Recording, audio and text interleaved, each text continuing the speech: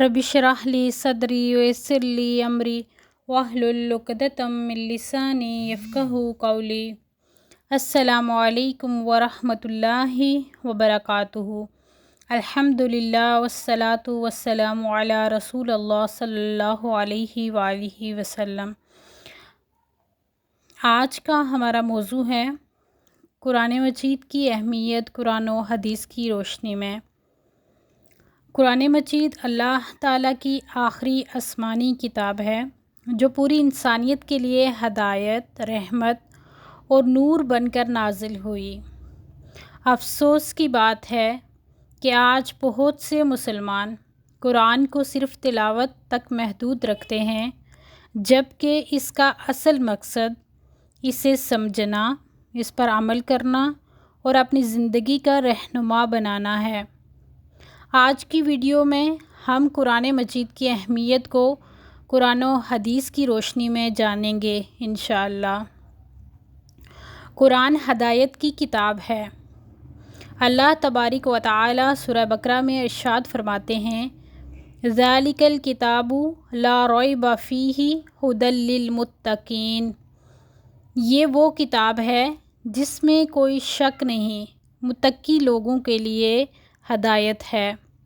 قرآن ہمیں زندگی کے ہر شعبے میں صحیح راستہ دکھاتا ہے۔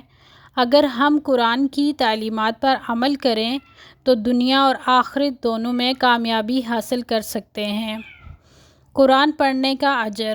رسول اللہ صلی اللہ علیہ وآلہ وسلم نے فرمایا، تم میں سب سے بہتر وہ ہے جو قرآن سیکھے اور سکھائے۔ قرآن کی تلاوت صرف عبادت نہیں بلکہ ہر حرف پر اجر ملتا ہے۔ جو شخص خود بھی قرآن سیکھتا ہے اور دوسروں کو بھی سکھاتا ہے وہ اللہ کے نزدیک بہترین لوگوں میں شمار ہوتا ہے۔ قرآن دلوں کو سکون دیتا ہے۔ الا بذکر اللہ تطمئن القلوب۔ سن لو، اللہ کے ذکر سے ہی دلوں کو اطمینان حاصل ہوتا ہے۔ جب انسان پریشان ہو، غم میں ہو یا مشکلات کا شکار ہو تو قرآن کی تلاوت اور اس پر غور دل کو سکون اور امید عطا کرتا ہے۔ قرآن پر عمل کرنے کی اہمیت۔ صرف قرآن پڑھ لینا کافی نہیں بلکہ اس کے احکامات پر عمل کرنا اصل کامیابی ہے۔ سچائی، عدل، صبر، رحم اور امانت داری جیسی صفات قرآن ہمیں سکھاتا ہے۔